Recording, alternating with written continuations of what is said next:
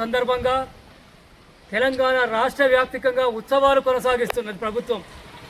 కానీ తెలంగాణ ప్రజలు ఏమి కావాలని కొట్లాడినరో, ఏమి కావాలని 1200 మంది అమరులయ్యారో ఆ అమరుల త్యాగాలు మిగిలాయి తప్పగాని ఇది రాజభోగ్యం లేక కొంతమందికే తెలంగాణ రాష్ట్రం పదవులు ఒప్పజెప్పాది.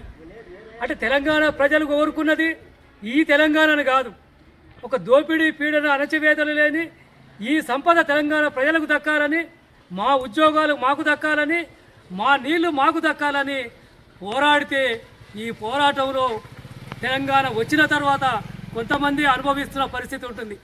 మొన్న కాంగ్రెస్ ప్రభుత్వం కూడా తెలంగాణ ప్రజలు గత టీఆర్ఎస్ ప్రభుత్వం 10 సంవత్సరాలు ఏలింది, వాళ్ళు తెలంగాణ ఉద్యమకారులను ఏ విధంగా గుర్తించలేదు, తెలంగాణ ప్రజలను గుర్తించలేదు. మేము గుర్తిస్తున్నామని తెలంగాణ ప్రజల ఆకాంక్ష మేరకు ఉద్యమకారులందరికీ కూడా తగిన విధంగా మేము గౌరవిస్తాం. ఒక్కొక్కరికి 250 గజాల స్థలాన్ని ఇస్తాం. అమరవీరుల కుటుంబాలకు పెన్షన్ సౌకర్యం కల్పిస్తాం. ఉద్యమకారులకు అందరికీ గతంలో తెలంగాణ సాయుధ రైతాంగ పోరాటంలో ఏవైతే సౌకర్యాలు కల్పించబడ్డాయో అవి అమలు చేస్తామని ప్రభుత్వం ఎన్నికల మేనిఫెస్టోలో పెట్టింది. ప్రజలకు, తెలంగాణ ప్రజలకు వాగ్దానం చేసింది. దాదాపుగా సంవత్సరాన్నర గడిచిపోయింది. కానీ వాటి పట్ల ఇలా ఆలోచించే పరిస్థితిలో లేదు.